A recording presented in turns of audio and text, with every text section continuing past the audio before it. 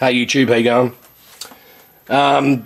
This is basically a part one of the battery bank upgrade. At the moment, I'm still waiting on some crimp lugs and another couple of meters of cable to turn up. But for the moment, I have managed to squeeze in both batteries into the enclosure. And I'm sorry it's a bit dark, but it looks like it's about to absolutely bucket rain outside, and as you can see I've got all the power turned off with all the batteries disconnected. So obviously the big battery here is the 280 amp hour battery. This is the old 125 amp hour battery bank. I've labelled everything, so this is battery 4 of the new bank, wired in together. I made up some short interconnecting cables. They're about 6 inches long, 15 centimetres, to go in between the smaller batteries to the bigger batteries, so negative to negative, positive to positive. From there we've got the main 0 volt cable which runs up to the isolator, and from the isolator it runs into the inverter. The cable I'm waiting for is the interconnecting cables that I'll make up, and that'll go from the positive battery on this side up to the negative side on the next row up, and that'll continue on for the three other layers that'll go in. I have connected the battery voltmeter cables. I've also got the battery balancer hooked up, and also the battery extra. I've tried to run the cabling as best I can. I've got to get some cable ties in here and neaten things up.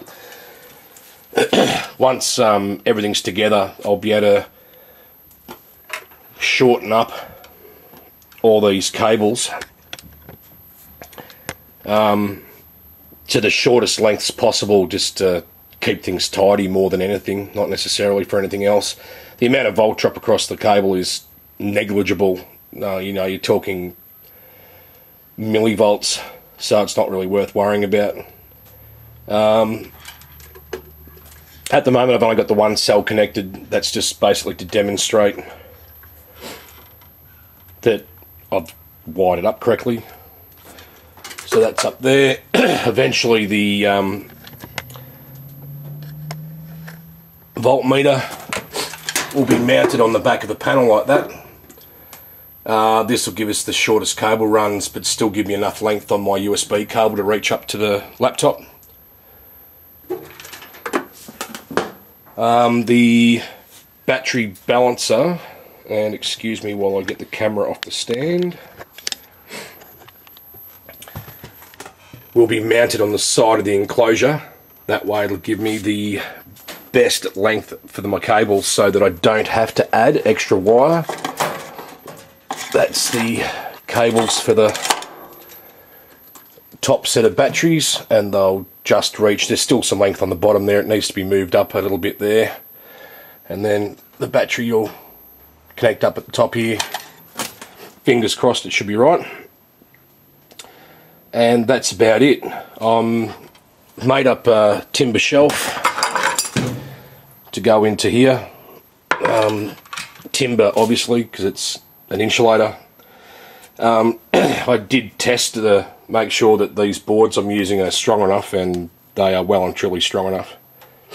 They're almost an inch thick, and if I can stand on them while holding one of these batteries, I'm sure that they can handle the batteries just by itself, so that's fine.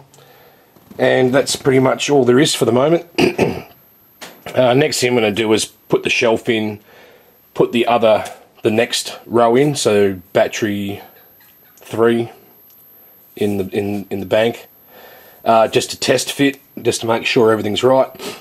And then, like I said, when I get that extra cable I'll be making that up and fitting that up as soon as I can. And that's about all I've got for you for now, so we'll just call this part 1. I'll upload it tonight, and tomorrow we should have hopefully part 2 and onwards. Thanks for watching, and we'll see you later. Hooroo. Hey YouTube, how you going? This is I suppose part 2 of me battery bank upgrade. I'm onto the second row of batteries. I've removed the middle shelf. It's a big steel shelf, really heavy, pain in the ass to work around, so I took it out. Also, these 280 amp hour batteries are like 74 kilos each, so it makes it a lot easier trying to lift it in rather than trying to push it in. Just one thing, when I'm connecting these little interconnecting cables between the two batteries, I try and loose fit adjust everything up so that there's no tight, nothing's really tight, no tight angles, no pressure on the lugs, anything like that. I've got these 2 bolts in here loose. I've got my voltmeter and the battery balancer hooked up on the negative terminal, and basically get everything finger tight and make sure that it's all nice and happy, that there's no undue pressure, and then I tighten everything up. If you tend to tighten up, say this, and then try and bend your cable around, it can cause some issues. Stress on your battery terminals, bits and pieces, so if you can do everything loose fit first, it's a better way of going. I've also done the positive one at the back here, that's still loose, I need to tighten that up. This row of batteries, the shelf above this has got this steel shelf. When you get batteries, well, at least when I got these 2 different sets of batteries, they came with the rubber boots to go over the battery terminals. I will be using these in this instance because you got a steel shelf sitting above. There's only about 20 millimeters between the top of the terminals and the bottom of the shelf. Better safe than sorry. So I'm going to tighten all these up, fit the boots off, fit the interconnecting cable from the batteries below, and that's pretty much it. I'll be back in a second. Okay, so I've tightened up these terminals and put the boots over the interconnecting cable from the battery below and these short cables here. The boots are on. The positive terminal at the back, see if that helps, is finished and tightened up. However, this positive terminal, which goes up to the next battery above it, still waiting for cable. It'll be here later. Once it does get here, I'll connect that up, fit the rubber boot, make sure it's all nice and neat and tidy. I may even just add a little cable tie around that just to help hold it down so it doesn't spring up on both of them. And that's pretty much all good to go. The voltmeter is connected. I've just hooked the battery extra up quickly, just you can see that there.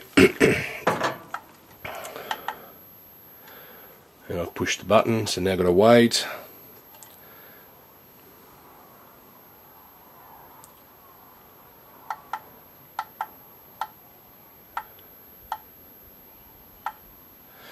Just so I can see what the battery voltage is doing as I go.